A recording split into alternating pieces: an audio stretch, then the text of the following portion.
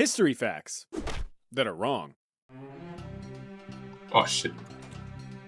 Yeah, not gonna lie, I thought this shit was real, bro. This is probably one of the It makes first things sense, we all learned about in especially school with when discussing history of ancient America. Egypt. Tens of thousands of slaves enduring endless hours of intense, forced physical labor while barely being fed or provided with adequate water. Drop a sack of sand, chisel something at the wrong angle, devout masochist, you're getting a whipping.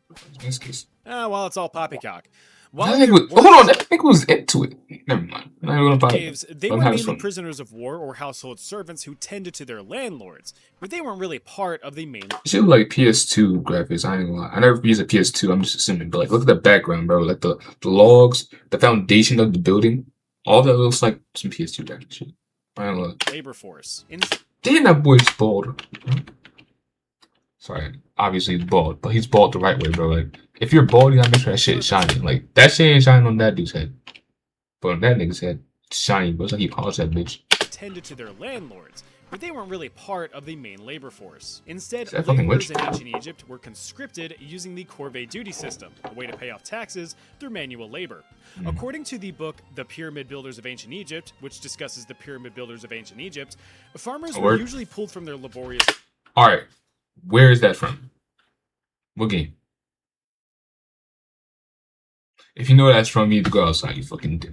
crop dusting for construction work whenever the Nile went all floody during the summer months. While the snobby rich upper class folk avoided manual labor by just paying off their tax burden, them smelly poors were tasked with construction Smelly of poors, temples, seriously. tombs, and pyramids. Laborers who worked on the pyramids as well as other large structures way back in the ancient times were actually well provided.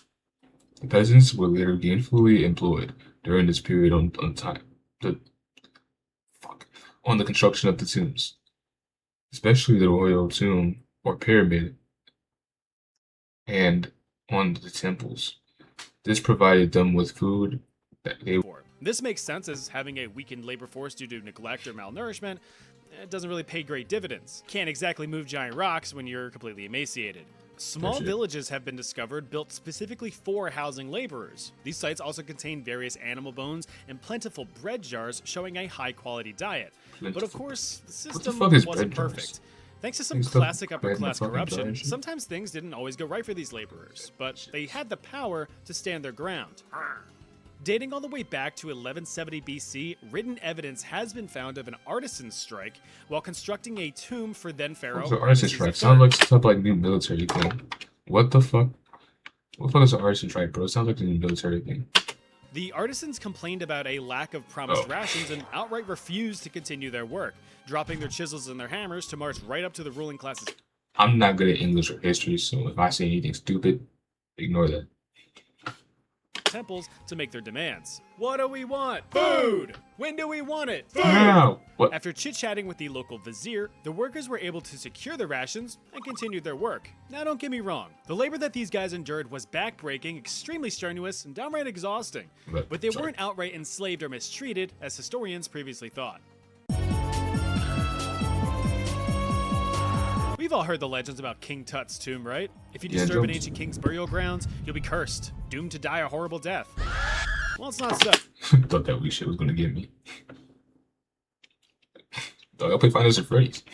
Oh, you probably. Now, there has been evidence of some ancient tombs inscribed with curse-like carvings. For example, ancient warlord and Egyptian noble Ankh-Tifi wrote that, quote, "Any ruler who shall do evil or wickedness to his coffin, may the gods not accept any goods he offers, and may his heir never inherit." Similarly, an inscription on the tomb of 10th century BC ruler Kentika Ikeki warns that any impure men who enter this tomb, there will be judgment. BC ruler Nah, hold on. who shall do evil inherit. Similarly, That nigga must have been a dog. That one short nigga, bro. Like he's up there with all the big fuckers. You know what I'm saying? Like that dude on the right was like the linebacker. The dude on the left of him. Why is that shit broken? We're not gonna talk about that.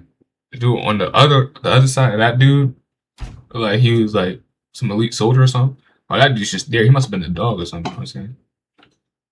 Or someone's child. an inscription on the tomb of 10th century BC ruler Kentika Ikeki warns that any impure men who enter this tomb, there will be judgment. An end shall be made for him. Why did I say it like that? That was disrespectful. He warns that any impure men who enter this tomb, there will be judgment. An end shall be made for him. I shall seize his neck like a bird, and I shall cast the fear of myself into him. Damn, Now, shit in a on culture business. that then. was super superstitious, Anyone coming across warnings like that would be like, Mortal Kombat Crips. Oh shit!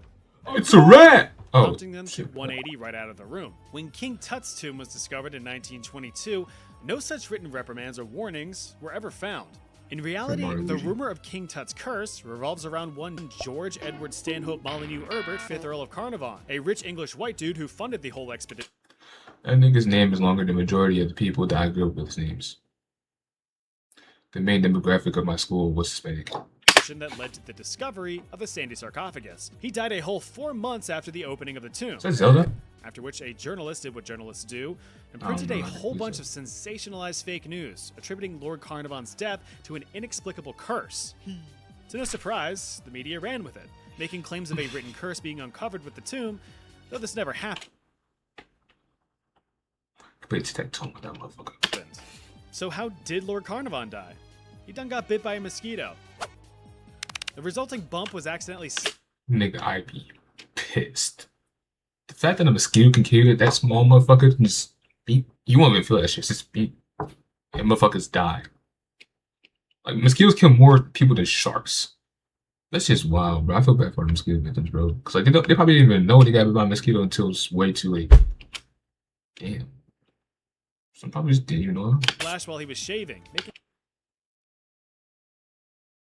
Bro, that's a whole gutter. a cut that later got infected. The old chap died of blood poisoning at the age of 56. My bad. The dedicated believers have tried to attribute other deaths to the curse, but they're really grasping for straws. Of the 58 people who were present at the opening of the tomb, only 8 had died within a dozen years of the discovery, and by various means ranging from cancer to murder to natural causes. The majority of the men went to live on full, healthy lives. At least they didn't steal any spooky slabs. That might have been a Damn. You know, that shit scared me as a child. different story. You're not ready for it. They really called me unworthy of the game. Nigga, I didn't want to see the game. Spartans do babies up this. I did not hear When about you that think part. of Spartans, you probably think about them slippery, shiny hunks of warrior man meat as portrayed on the silver screen. A society of strict and viciously trained bloodthirsty warriors who could decimate any opposing army. But Kratos. while you're thinking about oiled up, shirtless, muscular men, you might question if I was not thinking about oiled up, shirtless, muscular men. I confirm that. Alright, let's continue the video. this portrayal is historically accurate. It's not. In reality, the Greek city-state of Sparta had no professional army. Although growing up with militaristic training, the purpose was not They had the best military. Like I remember hearing about how every war they smoked out their enemies like in days. Sound like the shit old time Americans. to create warriors, but perfected, hardened, and respectable citizens who could serve to defend their homeland if need be. That little element of perfection is where some rumors of Spartan eugenics come in. It is believed that ancient Spartans practiced Eugenics is crazy. infanticide, the act of killing deformed or undesired babies as a way to strengthen the Spartan society. However, the biggest downfall of this myth is that there's only one historical source that alludes to this barbaric practice, and it's this guy, Roman historian Plutarch. He wrote that Spartan elders would examine newborns for imperfections or weaknesses. Good, good, bad, good. What the? Hello, Daddy. Ew. If any were ever found, they would just yeetus the fetus off the Taygetus Mountain. Yeetus the fetus of Taygetus. This nigga think he's doomed. Yeah, it is though. Look at the top right. It's the fucking moon. Inside. This ensured that only the best of the best would be able to thrive to crushing adulthood. But this bit of literature is almost certainly a bunch of baloney. While historians can't confirm with 100% certainty, they can confirm with 99.9% certainty that this just flat out never happened. Excavations around the proposed baby hucking sites have failed to present any supporting evidence. There had been a few adult remains discovered, but no teeny tiny toddler tibias were ever among them. If you needed This more nigga's just convincing- right, bro. Teeny tiny tablet timbless. Nigga, what? Yeah, just start rapping if you really want to, bro. I can't do that shit. Plutarch's writings date some 600 years after the height of Spartan civilization, so it might have just been some silly Spartan slander. That would be like if future archaeologists in the year 4000 unearthed fan fiction from today about how medieval Europeans would just shit their britches to ward off witches. Sure, it's questionable, but you can kind of see that happening, right? Oh shit. Like, imagine niggas in 4,000 digging up like some shit from the internet or something like that, or like I don't know what, bro. Like, nah, nah. Imagine they dig up a forgotten light. Or whether it's some like ancient contraption or some shit. Despite thought what they you did, may bro. think, death was not the goal of gladiator battles in the Roman Colosseum. If it was, Rome would have run out of them real quick. Now keep in makes mind sense. that the Colosseum was active for over 400 years, hosting a plethora of different events ranging from gladiator battles to public criminal executions to full-fledged naval battle reenactments, with the entire Colosseum being flooded. Pretty wild, right? Well, Reenactments. gladiator battles were basically the equivalent of today's UFC or boxing matches, just with swords and spears instead of fists. These fights Hot take: boxing is mid. It's so mid. Like, I really watch lacrosse over boxing. I ain't gonna lie. were spectacles of sport and the Nah, I'm just kidding. Boxing's chill. It's just like UFC. I don't fuck with UFC that much. I ain't gonna lie. I would watch lacrosse in UFC. gladiators were the athletes. You had some super famous gladiators, rookie gladiators, and everything in between. While some gladiators were slaves, criminals, or prisoners of war fighting for their chance of freedom, most of the big old brutes fought for fame and fortune, or just the high-octane dopamine rush of being able to legally stab someone in the kidney People come outside. and getting praised for it. Roman citizens were hyped to watch two dudes duke it out in a sweaty, sandy, sassy struggle of strength. But things were a lot more exciting than just the vanilla missionary position 9-to-5 white picket fence 1.5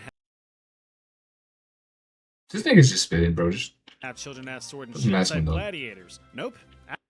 in fact, hold on. Actually, I think I remember hearing something about like gladiators actually like having intercourse with each other. Like, I'd heard that it was like kind of like a prejudice system, but maybe I'm crazy. I'm not. Maybe I am. I don't know. I'm crazy. Actually, there were about 30 different types of gladiators ready to clang and bang away at each other. You had Told you. I fucking told you. Wait, why is it audio? Fuck thing. Arius, the silly-looking Caesar, and the alls-out, balls-out Cestus, among other DLC characters. So imagine that DLC you're living your characters. boring Roman life, sitting in your boring Roman house, scratching your boring Roman balls when you suddenly catch wind of the gladiator battle of the century. Two andabate pitted against each other. You'd lose your shit. Why would you lose your shit? Because andabate were condemned criminals fighting each other completely blind. Nah, that's Yeah, crazy. as a form of punishment, two criminals equipped with nothing more than a sealed helmet and a rusty sword were dumped out into the A arena. rusty sword. So it was instant death. If you don't die from getting stabbed, bro, you're dying from the fucking tinnitus. Fuck is tinnitus? What is it called, bro?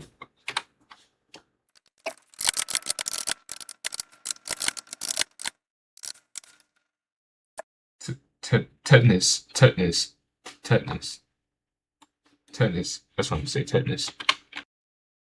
Forced to square off. All right, It's so- like watching two blindfolded Back. kids trying to whack at a pinata, except they're both potential pinatas. Now, while formal gladiator duels were not to the death, of course some still died, but it was more common to die by bleeding out after the match had been called by the referee.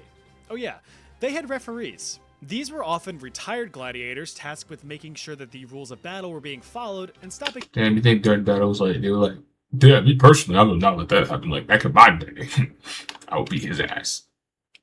Me personally, I'd be pissed and just kill the fucking ref. fights before the final blows were dealt. The gladiators were expensive investments, so their managers wanted them alive for as long as possible, lest they start all over leveling up another rookie from scratch. So with all that being said, professional gladiator battles were not performed for the sake of death, just for the thrill of the fight, and the potential of death. Potential.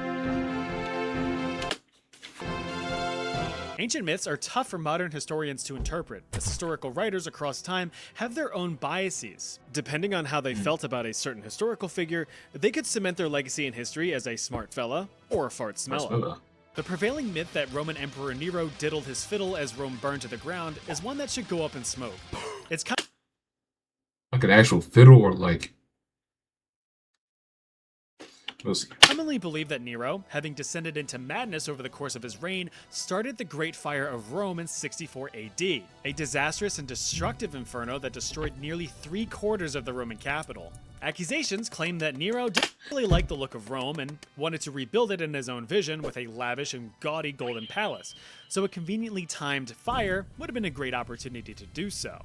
The fire is suspected to have started in a shopping district stockpiled with flammable goods. Once the fire started, it was nearly impossible to contain. Rome was a dense city, streets were narrow, housing structures were wooden, and the wind was a-blowin'. This set of conditions provided the perfect environment for the big ol' fire to really roar.